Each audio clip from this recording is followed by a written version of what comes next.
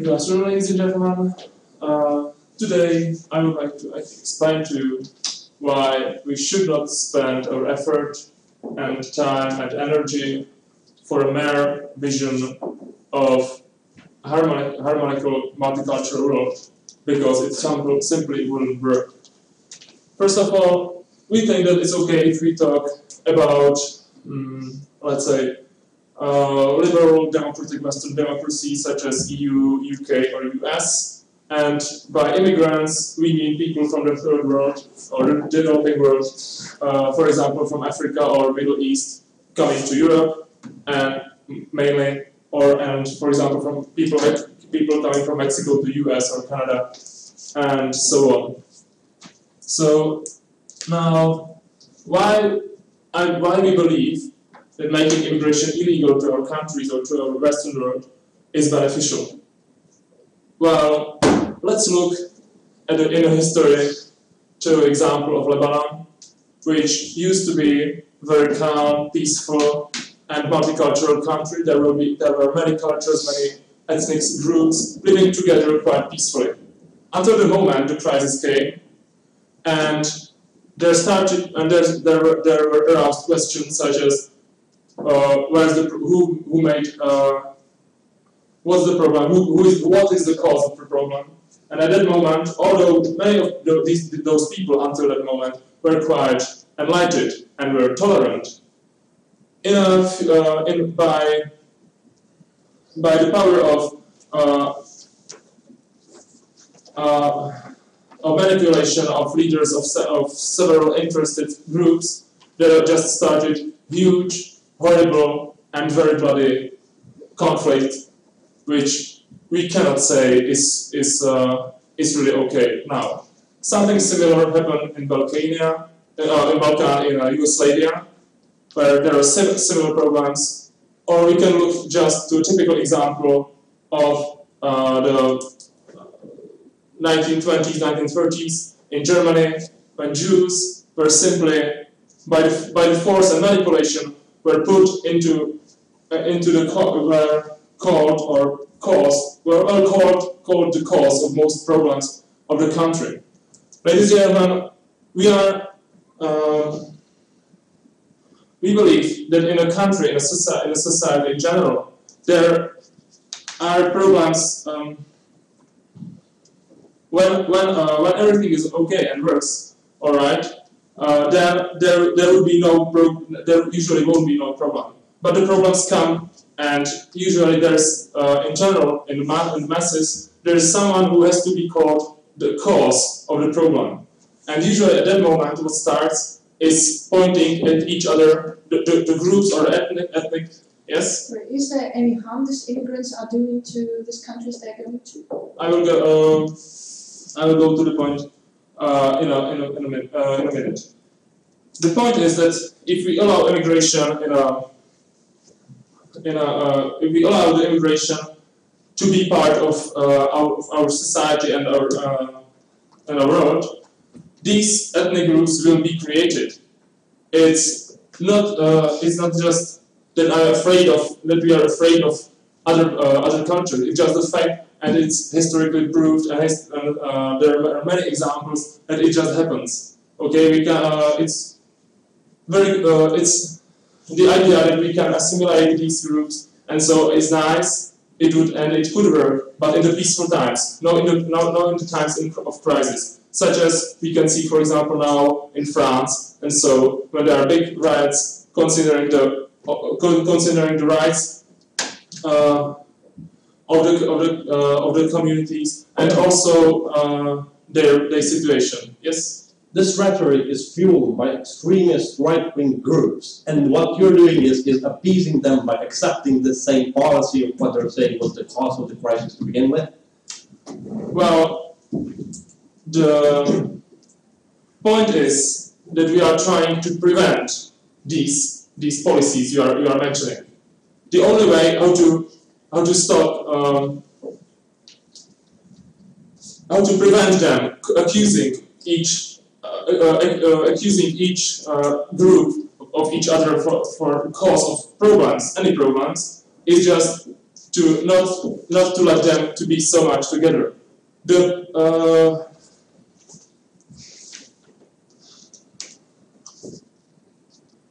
Yes. Sorry.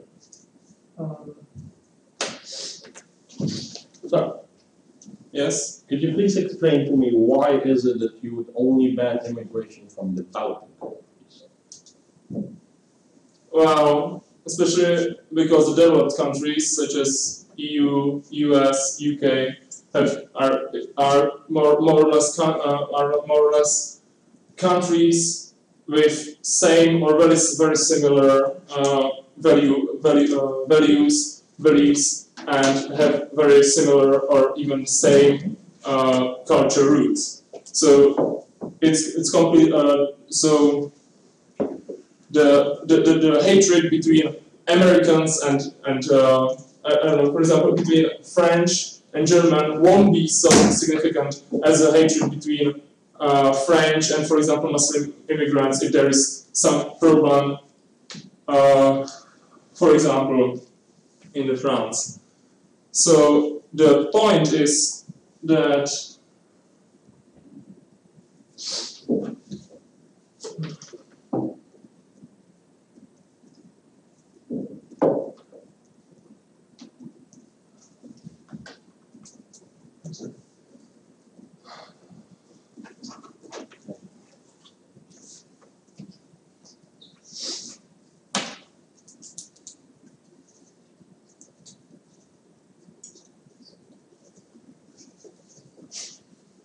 okay, we believe that all the cultures mixed together will just make problems, as we have seen in the history. Thank you for your attention. Thank you very much. And I will call upon the first member of the opposition.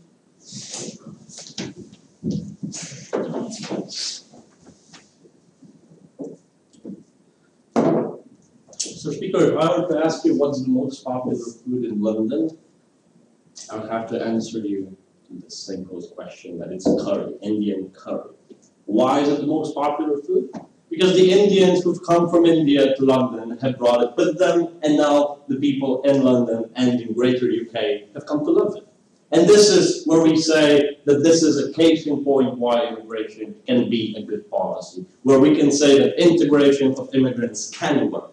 The only way, as side proposition says, is to prevent conflict, is to remove the material conditions where conflict can happen. We don't say that's a solution. We don't say the prevention of conflict between various sections in a society is not to have sections in a society to begin with. What we say is what we need to do is create conditions in which such a conflict is deemed impossible, by making connections with these different sections, by making them talk to each other, by making them to respect each other. And we say removing this opportunity can cause great harms. Before I go into my substantive matter, which is going to be consisting of how with not banning immigration, we can actually offset the effects of random choice of where we're born. Secondly, I'll be talking to you about how this policy is specifically harmful against developing countries because it institutionalizes racism on a global scale. But before I go into that, I'll be talking to you about the effects of of banning immigration, which doesn't just stop with institutionalizing the ban. So let's go into it, right? What happens if immigration becomes illegal, but immigration still happens? Let's take a look at America, and there's a case in point in there. There's 12 million Mexican Americans who have emigrated throughout the course of history to the United States of America. They have systematically been oppressed by the employers, they have been given below minimum wages, they haven't been given the health care that other people were at least had the access, had the ability to have, and there are multiple other situations that have happened to them and haven't been solved. If we make immigration legal, or rather if we keep immigration legal in other countries, at least people that have already come here and people that will continue to come here will have the opportunity to fight against particular injustices and particular prejudices that might exist against immigrants. Because as a matter of fact, immigration isn't going to stop overnight. We believe that there are going to be some tensions that exist between different groups of people who come into the country, but If we just ban immigration, it's not going to it's not going to stop the issue in certain circumstances, such as the United States of America. It can actually exacerbate, right? So we say the issue of what are the bad consequences of this policy is it creates it creates bad effects for people who come here, and we don't want that. And it's on the side of the house of the proposition to say that there comes more good out of this policy than the harm that I've just listed, and I believe that's quite a difficult job. So moving on, why we believe that immigration in and of itself is a good policy, right? Especially if developed countries keep immigration intact. Because we believe, as Western liberal democracies, that our lives shouldn't be determined by random choice. Because essentially, this is what birth is. We can either be born in Australia, we can be born in Timor-Leste, or we can be born in Chile, right? But in any case, we as a society have come to believe that any individual is capable and is able to sustain their own lives to the extent that they work, right? Not the skin, not the color of their skin, not their gender, not their sexual determination. However, in their countries, that is in some cases is not possible. And this is why we welcome the end. Because in our society, we believe they can foster this sort of life. They can work, and through their own effort and through their own merits, can actually accomplish something. And we believe this is good, right? And secondly, we want, as Western liberal democracies, maximize freedom to an extent that actually do not pose direct harm to other individuals. They might arise some certain prejudices that exist, but the only way a side proposition frames it is not to have this problem is by removing the different sections of society. Is not the solution. We said there are very good working examples of how this works, right? Yes. We have people from India in the United Kingdom. We have people from other countries that have come to the United Kingdom, which has historically been quite a nation state that was proud of its own nation, right? That was proud of their own empire, of what they had accomplished, but yet they were able to obtain a new identity, an identity that is accepting of different ethnicities, of different cultures, of different religions, and are able to coexist in a society in a very much peaceful manner. And we say it can be done, and it actually has good consequences for it. So we say, with this policy, we're actually offsetting the effects of random choice of birth that happen to people throughout the world. And we are doing this by letting people come to our country to live their life to the fullest. Now, let's take a look at the harms of what happens if we let this policy be implemented the same government puts it, right? Because they say, look, Germany and French and German people, they have the same value system, so they can immigrate to each other country. That's true, but let's take a look at 100 or 150 years back. The countries isolated themselves. The conflict between Germany and France was one of the most intense conflict that has ever existed in the history of humanity, because countries decided not to talk to each other. And you had other people from France living in Germany and Germans living in France, but they hated each other, right? Because they decided that each and every nation is good in itself and should hate the other one, right? But when they opened up to each other through the creation of European Union, where they connected and when they let each other respect them, right? This conflict throughout history, through a couple of last decades, has actually vanished. It has gone away slowly. We're not saying that immigration and the policy surrounding it is an easy process, but the end result is actually working. Now, why is this problematic for the developing countries? Because we are institutionalizing racism. We are saying we're afraid of you people coming from India. We're afraid of you. You're black. You're different. We're not really sure. And why it's problematic? Because it's giving in exactly to the rhetoric that is now rising in certain countries of especially in times of crisis. It's giving in, whereas on the other hand, we should actually be tackling that. And it's right now that this policy shouldn't be implemented. If we have prejudices that exist within a society, we should fight them. We shouldn't be institutionalizing them. Moreover, we should not be institutionalizing them on a global scale. And this is why I'm proud to vote. Thank you.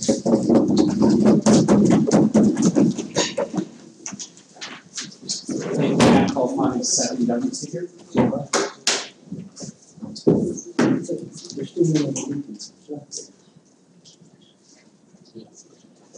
Good evening, ladies and gentlemen. On behalf of a member of government, I'm going to make a little bit of rebuttal and introduce to my own point. Government sees a big problem in that if implement this law, the problem will still be existing. Like immigration won't stop. What we suggest is that this problem can be easily tackled by taking better control over immigration processes. This is just a matter of techniques. The issue about maximizing freedom, yes, we do agree it's very relevant in today's world, but banning making immigration from developing countries illegal doesn't mean limiting someone's freedom. There are still a good playground for cooperation, with different study and working programs. People still can come to countries of Europe to work and study and exchange their experiences. As for and also exchanging food preferences, area knowledge and that own stuff. Banning immigration doesn't mean being banning immigration does not mean automatically become a closed country or being closed to those countries. Those are absolutely different. So introducing my point, my first point deals with incentive that it will create for people from developing countries. Because when they realize that there is no place where they can go and live forever, whereas everything is ready for them, whereas everything, good life is prepared for them, for example, in countries of Eastern Europe, that will create them motivation to build a better life, better conditions in their own country, at least on their own micro level, or maybe even going further to fight, for example, dictatorship regimes, opening their country to other world. Just because they want to live better in their own country, and thus this so to say process will eventually end up in making this country a better place to live. At this time, it will be not a developing country, but just as developed as the European countries, and then it will go to another level, so that migration will be possible with time. This is how we see it will work.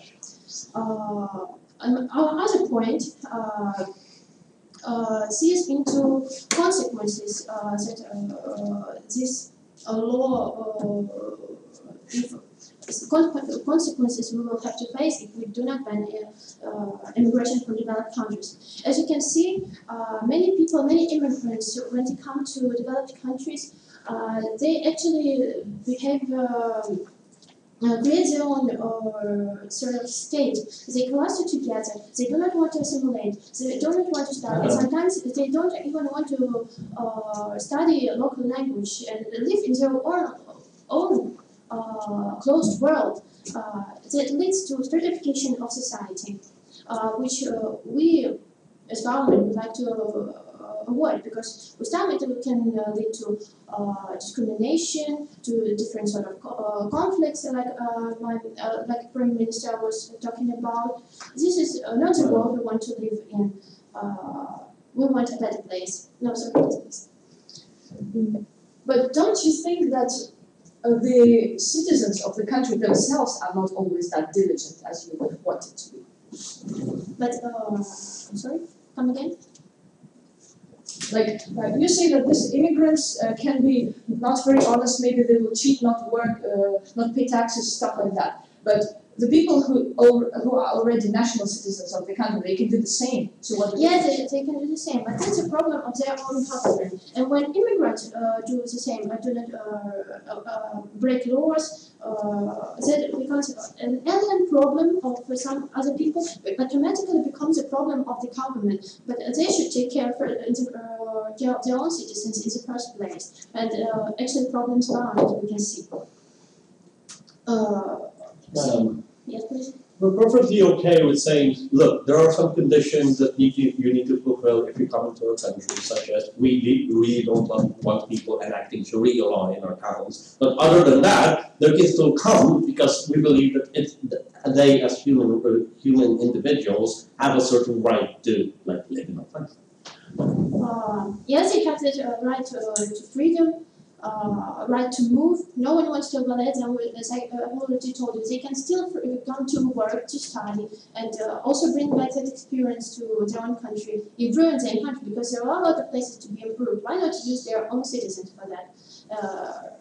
That can be, I was talking about in my first argument, is creating the right incentive for other people. No, sorry. To sum up, in my speech, I did some points of rebuttal about about the first speech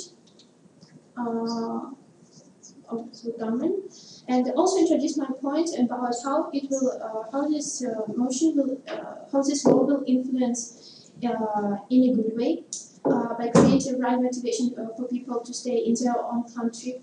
And another point is that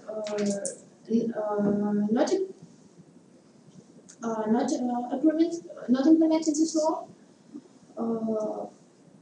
will create a stratified society in developed countries, which eventually can lead to conflicts, which we would like to avoid, because we do care about our citizens. So thank you for your attention. Standing on this line, I beg you to propose.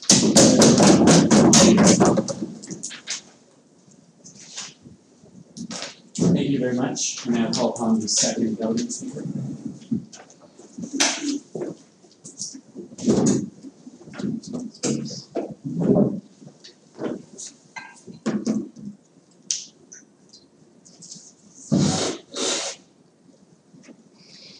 Ladies and gentlemen, here on the side of the opposition, we do not like the rhetoric we hear from the side government. We think that's one of the same rhetoric that has brought to all the big crimes of hatred in the world. We see that this fear of unknown, this fear of the fact that people from other countries will come and take something that is ours, this belief that the country should separate between ours and them. We think that this is something that today's globalized society should not stand upon. And because of that, we believe that immigration should remain legal and we should welcome immigrants from other countries. So what I will do in my speech is, firstly, I will go through what we've heard in the second speech, the speech of the government side, and I will show why this is simply incorrect and it perpetuates a mindset that is very destructive for the society and for the relationships between different nations. And second of all, I will present my argument, which talks about how this helps both the developed and the developing countries, so that if immigration is still legal. So first, let's take a look at what we've heard. We've heard that the reason why we shouldn't have immigration is because immigration usually causes violence and conflict, because we're very different, we have different mentalities, we have different cultural systems, different beliefs, and this basically causes violence. But we see that this is just wrong logic. It's like saying that if there were no Jews, there would be no Holocaust. And this is not, the way to think about it. The violence doesn't stem from the existence of something, but it stems from the attitudes that are directed towards it. And we see that in the society where immigration is allowed or encouraged, we see that we have less of this hatred, because we are actively creating the mind frame that it's not good to fear something that is foreign, and that something that is foreign, it's not necessarily bad. So we see that here, what they're doing is perpetuating the problem that they have exposed. Now, the second thing they said is that, that banning immigration does not necessarily stop cultural exchange. And we see that this is, and they gave like the example of food, that we can still eat their food, but we would not allow them to come here. And we see this is the worst form of hypocrisy. We would take, this is like neo-colonialism on a mental level, because we would take things that we can benefit from them, but we would not give them the opportunity for them to improve their lives in our society. So we think this is hypocritical, and it's just awful of them. Then the next thing they said that if they stay in their home countries, they can build a better life for themselves. They can improve their political systems and so on and so forth. And we see that this is also incorrect, because we see that the countries or the political systems that are most hard to crack, like for example dictatorships, are the ones that are the most closed. The Arab Spring there's a reason why there was the Arab Spring and not the North Korean Spring. And this is because North Korea is so hermetically closed that none of the ideas can come into it and none of the ideas can go out. But when, in the case of the Arab Spring, we saw that a lot of the ideas came from abroad with modern technologies and exchange of different ideas around the world. And we see that this is what has brought political change, not the people in a hermetically closed country. We see that by closing down borders, we are actually perpetuating those horrible systems. No, thank you. Now, the next thing they said is that that people who come and immigrate into our countries is usually live in ghettos, in closed communities, and they do not interact with us. But we see that this is simply incorrect. For everyone who is an immigrant, it is in his interest to find a place, a good job, to create a better life for himself, and it is often impossible if he lives in a hermetically closed community. So we see that it is in the interest of immigrants to interact and to cooperate. And then I said that those closed communities are usually there's a lot of criminality and that there is a problem with that. But we see that first of all, there are regulations. You cannot just immigrate and then behave any way you like. You have to adapt to the laws of the country in which you have immigrated. And we see that when they say that when it comes to criminality, the government should firstly look after their own people, then after the immigrants. We see that this is simply racist, because once you start separating people to those who deserve more government's attention and to those who deserve less, we see that this is creating inequality. Everyone who lives in the country, who obeys the laws, and who is a part of a certain system, economic, political, deserves the same protection from the government. Now let's look at our argument. How does this help both developing and developed countries? Well, first of all, let's look at the developed countries. The immigrants come into the developed countries, and they can be a very great addition to the demographic, economic, and all of the other aspects of the society. First of all, it gives extra production force to a certain society by filling in the gaps in the demographics that cannot be filled otherwise by their home populations. For example, here in Europe or in Western world, we have tilted our demographic structure towards the academics and those who have college education.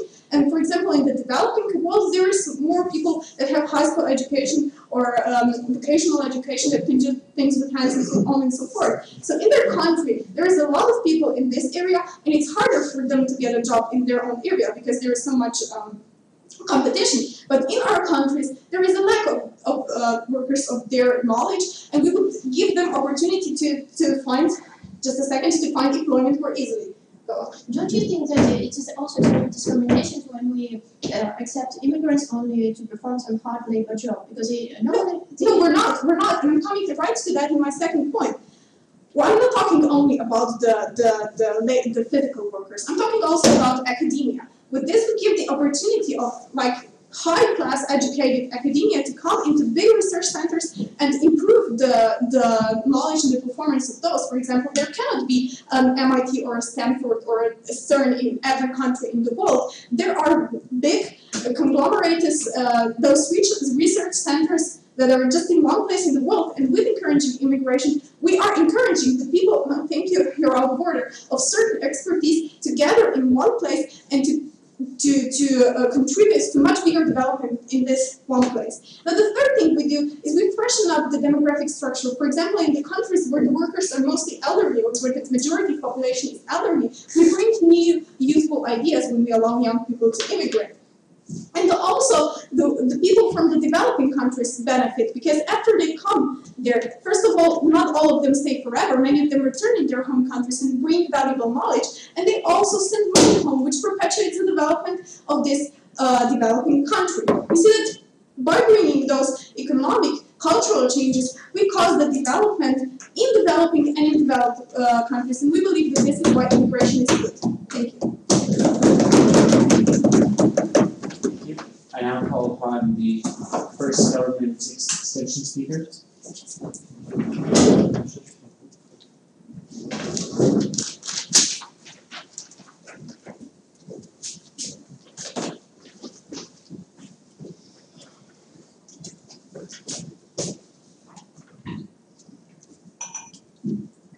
Ladies and gentlemen, the first thing that needs to be answered right now is what is the most favorable food in UK?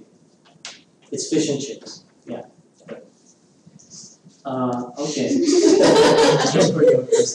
So what I will be talking about in my speech are two things, two major clashes which need to be answered. First thing is if there are some benefits, or if there are more benefits or more disadvantages if we do put this law to prevent people going from developing countries into our countries, already developed countries.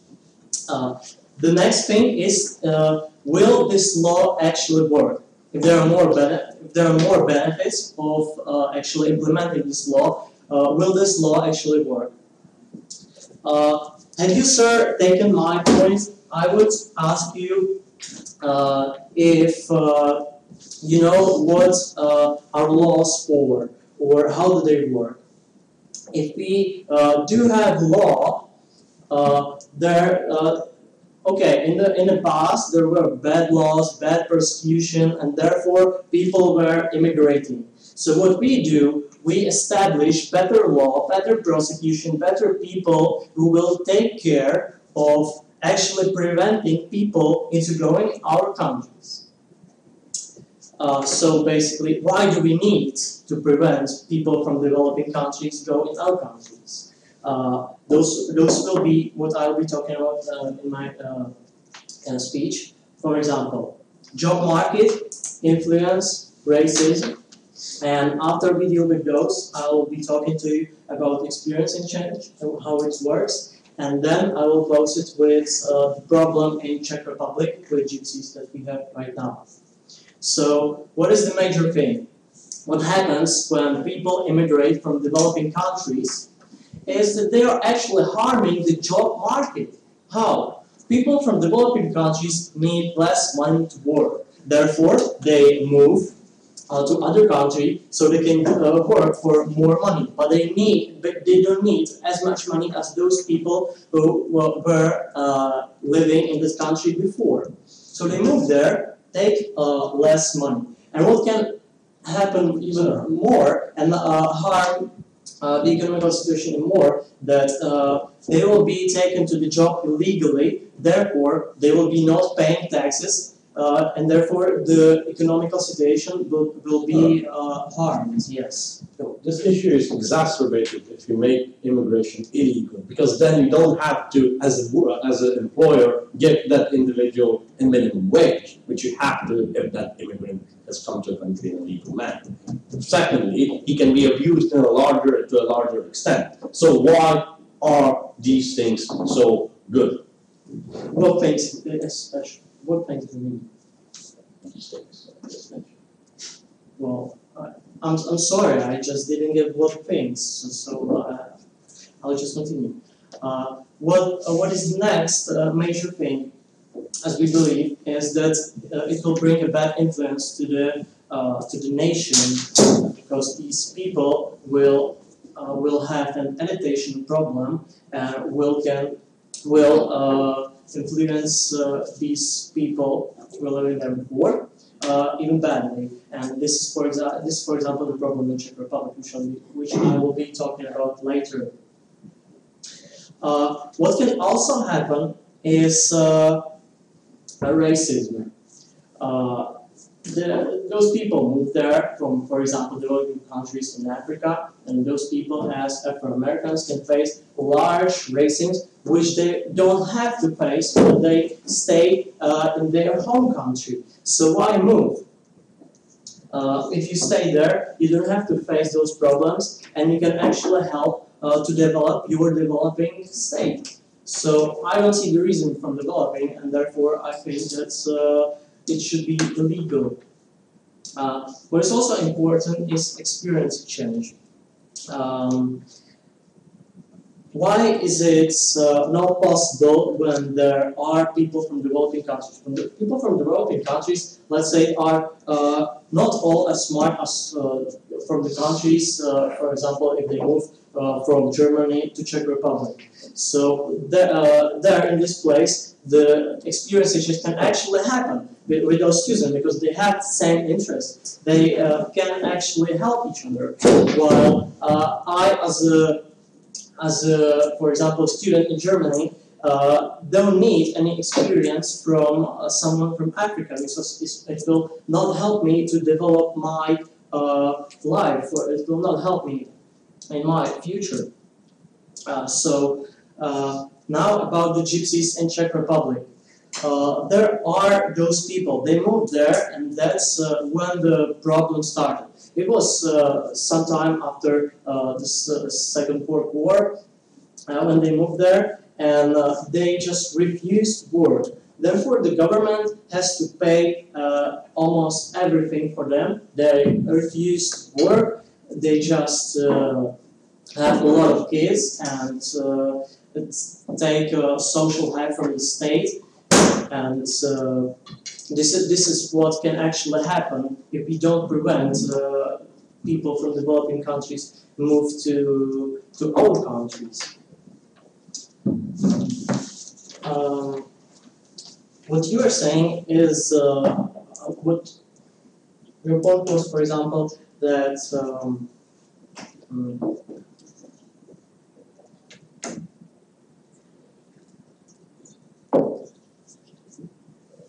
well, that's one of the proposals.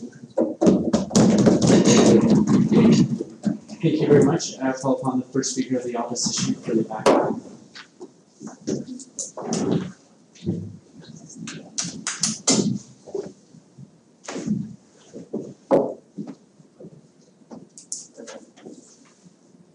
Good evening, everyone. We've been talking a lot about immigration policy, and we believe that we can't deprive developing countries of this right to establish themselves in whatever part of the world they would like to. And this will be not really harmful but beneficial, as it has been stated by our colleagues during the game. First of all, I would like to introduce our extension and then turn to some analysis of the game. So let's talk about the citizens themselves, these people who come to the developed countries. We believe that they are very valuable and precious, and we should create opportunities for them. Because actually what we are doing is just and fair. It is meritocracy. So we don't just take everyone who wants to enter the country, but there are certain criteria, as it has been mentioned by our side, certain requirements, in some countries even exams of cultural integration are needed, and only after that new citizens can enter the country. So only if these requirements are fulfilled, the people can get there. And it is just. So it makes no difference what kind of people we invite if all these requirements are okay. It means that these people are quite apt and acceptable for this country. Yes, please. Why do you think that meritocracy is bad? I didn't say so. I said that meritocracy is exactly what is useful here, because meritocracy means that everyone gets what they deserve. So if people deserve a better life, if they strive for it, if they can, if they are eager to work, to study, to develop themselves, why not give them this opportunity? But if this, people are not ready to integrate, if they don't follow the laws of the country, so no, of course. But we shouldn't deprive people of this chance. Only there should be requirements, and this is normal. We can't make immigration just unlimited. Of course, there should be certain rules. Also, I will tell you why these citizens are not harmful. Because there are push and pull factors that lead people to immigrate to some other country. They are probably experiencing something bad like poverty or lack of opportunities in their home country, and this makes them leave it. And they will try hard to really improve their life, and this will be an incentive for them to follow these laws actually, and to integrate effectively in the country. That's why they will be quite normal citizens, and maybe even better than the native ones who may cheat with laws or something. We're not discriminating or saying that they are worse or better. They are just as good as the native citizens if they follow the criteria. So we should give them this chance. And as a consequence, there will be good, tolerant climate in the country. Because when people see a lot of nations around just from their early childhood, they learn that all people are good and valuable, and it's no harm than someone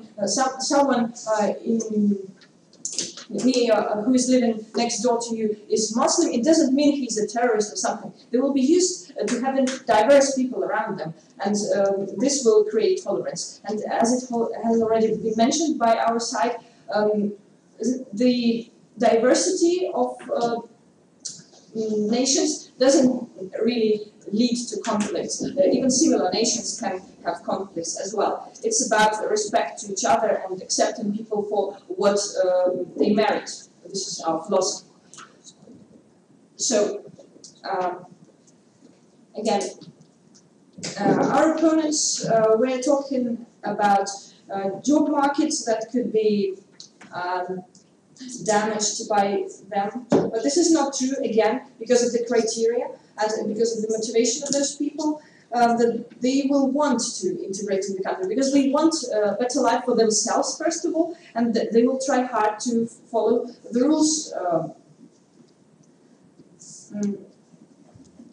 And also, there is an important point of choice. Like, if we just consider this policy, like option or no option. Of course, we think that option is much better. This opportunity should be left. If there is no option, it's much worse, and we still we can't close our eyes and think that this immigration will end. It will just become illegal. But we should coordinate it. We should let people who deserve this do it. Yeah, and the same is about gypsies in Czech Republic that has been mentioned by the previous speaker. Again, people should follow laws of the country, and we should see if they really follow the criteria. If they do, why don't let them use the opportunities that there are? It's there is no problem about that, really. So, to sum up what I've been talking about, we believe that citizens of developing countries are very important. They bring us, they can bring their intellectual potential. They can be the same way good citizens for other developed countries. This gives them, the developed countries develop from, benefit from their contribution, and they also, and it creates a happy life for these citizens because they live where they want, they are happy, and they want to bring benefit to this very country. Whereas if they had been living in their own country, which they don't like, they wouldn't be doing nothing. So this really creates better life opportunities, and with these requirements and criteria for each certain country, we don't let anything bad happen, because actually this is the borders that are necessary. So we should let immigration from developing countries.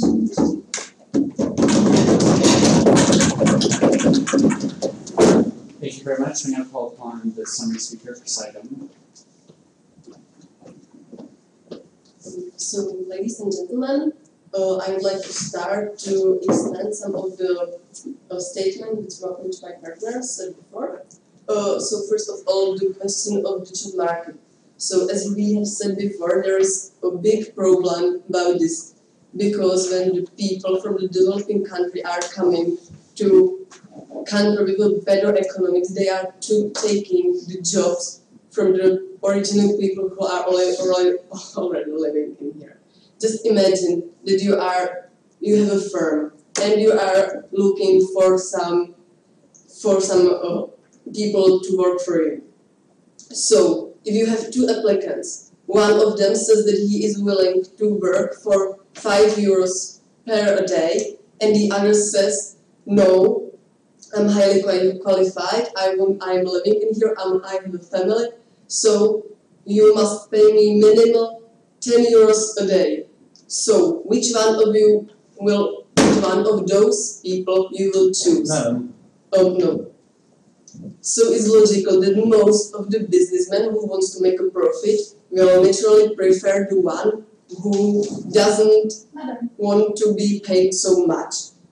Yes? but if you're a legal immigrant, you're entitled to receive at least the minimum wage of the country, so you're protected from abuse. Of course, but most of the people who are already living in this country don't want to work for the minimum wage because they are more qualified, they have more skills, and so on. But those people who came from the developing country are desperate and poor, and they are willing to work for whatever wage they get. So this is why those people are threatening the job market of the country. No. The other thing I would like to mention is that some of the previous people in here mentioned the thing that actually those people who came here to the country with better economics, they can bring some benefits to this country. So there is a question: when those people are coming from poor, desperate countries, wouldn't it be better for the original country if the people stay there and help them improve this country than to flee away to some other country? It's not patriotic and it's not fair. What chances does this country has left if all of the brains and all of the skillful people will leave for a better job? So it is even better for the original poor country to allow to people or it is better for the developing country if we do not allow the people from there to go to the countries with a better economy. Then please explain to me why second or third generation immigrants who have lived in developed countries are now starting to return back and getting valuable experience that they have learned and putting that into action and actually making it work for that developing country. It's not as if an immigrant goes and never comes back. It can still function as a benefit for a developing country. Thank you. So maybe some of them will return, why not? But most of them, they have a roots in there, they have families, start families, have children, have friends. And I seriously doubt that most of the people who have a good life in the better country would really go back. Also, if the immigrants are such a good thing, why is the European Union trying to prevent Turkey to join them? Of course, it is because in the Turkey there is so many cheap working powers, people who are willing to work for minimum wage, and European Union countries feel threatened by those people, and that's why they are trying to prevent Turkey to join UA. Okay, so that's about it. The other thing, there was mentioned racism. So no. So I would like to ask, what was first, the chicken or the racism? I mean, of course, sometimes it's the racism fault of the people from the better country. But once again, if I make the example of Czech Republic, do you really think that people here in Czech Republic do not like gypsies because they are brown or because they smell funny or whatever? No, it is because they came here, they are abusing this system. They are not behaving properly, they are causing half of the criminalities, and so on. So it's not that racism is only invention of the people from the better countries. No, mostly the minorities or the people from the developing countries actually cause this racism. It's hard to judge which one is the fault. So, also I can say, for example, when we can gypsies, there are some parts of cities called ghettos where are those gypsies living. And all of the flats and all of the shops and everything by being near of this area are threatened by these gypsies, and also people doesn't want to live or don't want to live in those areas. So not only that the gypsies are causing problems to the system, but they are also causing problems to the people in their who are near to them. So obviously this is the problem. And well, thank you for the attention, and I think that's it. Thank you very much. I now close on the, welcome the closing of this speaker.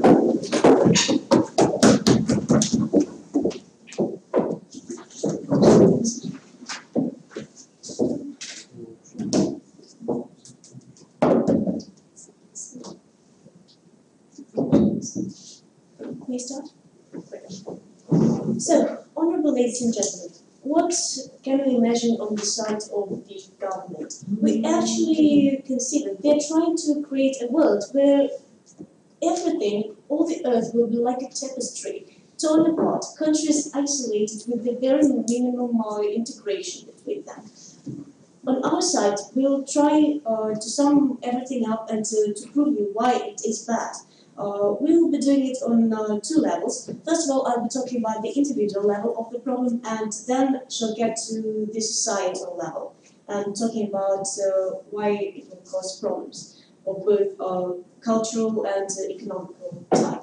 So, getting to the individual problem, what our honourable government is trying to suggest us is that let people stay in Africa, let people stay in the country where they are stuck in the conditions where they either can be dying and do not have a possibility to actually move and save their lives, or, for instance, if they are really apt for something, if they have a boost behind their backs, if they can actually act and fulfill all the criteria, but they do not have the necessary conditions in their country, why should we prevent future great scientists, creators of something wonderful and useful for our society? Why should they stay in their African or Indian or whatever states and just get their talents lost? We do not want this to happen. We want people to have freedoms, to migrate to whichever country they consider to be good for them, so that to develop their potential to the full extent and to bring a number of benefits to the country and to themselves. But before I get to my next point, I'll take the point. Don't you think that getting residence permit gives you the same opportunity as would citizenship and passport does? It only doesn't give you another citizenship. But residence permit is sufficient. You mean For developing and so on. I get your point. Unfortunately, at times it is, as it's been mentioned, people create families, people want to stay in the place, and you are just stopping or preventing them from living a normal life. You are restricting their freedoms to have a normal life in the country they deserve to be in. If they fulfill all the requirements and they want to stay there, you are actually eliminating this very possibility. And this is something which we do not want to allow here. So, getting to the point of society and how it will actually damage the society. What was proposed to the side of the government is that coexistence is really impossible on the cultural level. We, on the side of the oppositions, have already proven you perfectly that there are a number of examples of countries that are like melting pots, like USA, the UK, where the cultural integration is actually possible, where people live normally and creates a unique combination of people benefiting the countries and making them develop to a great extent. Why only concentrating on the bad things, like Muslims, Poles? No, no way. Muslim people can bring wonderful cultural peculiarities of their countries. For instance, Muslim peoples, they are considered to have strong families, good family relations, and why not integrate these parts of culture in European ones? It is quite reasonable, and we consider also this integration be of benefit for us. Also, on the cultural level, we will eliminate the problem of racism. When people live in different countries, they have much less possibilities to interact, to know each other, and therefore these prejudices come up. And we, by making this migration stay, we will reduce the level of this harsh problem as racism.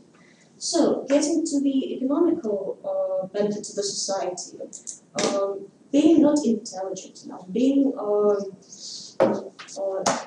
illiterate in the sense of not knowing the language is not a problem anymore with the legal migration. Ladies and gentlemen, there are a number of tests. For instance, in England, Ed Miliband has performed a policy about introducing the law which is obliging each and every migrant who wants to stay in the country to undergo particular tests, even for the working period, not only like temporary or lifelong living. And so by simply changing some particular parts of the system, we might still have these people working for a country and staying in this country, but still avoid all the problems you've mentioned. So also,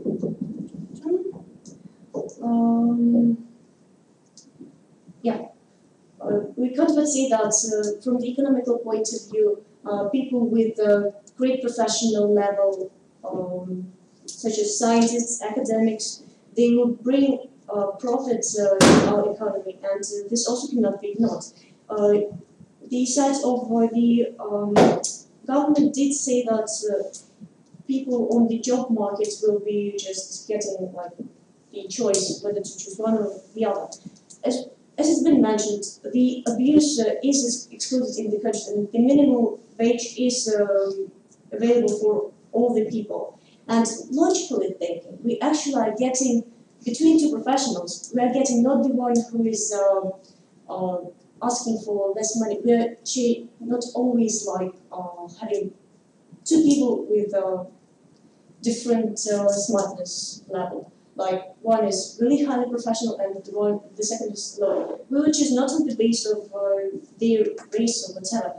If we are really good businessmen, we would rather prefer the one who is a professional in his field. So why is it bad? No, you can't see any bad things in that. As for the gypsy problem, it's not a problem of the migration itself. It's the problem of them not yet being introduced into the system, which would allow for the integration. But as we've seen from other countries, it is possible. It's just a matter of time and working on it. So because of the aforementioned reasons, we're back into opposing motion. Thanks.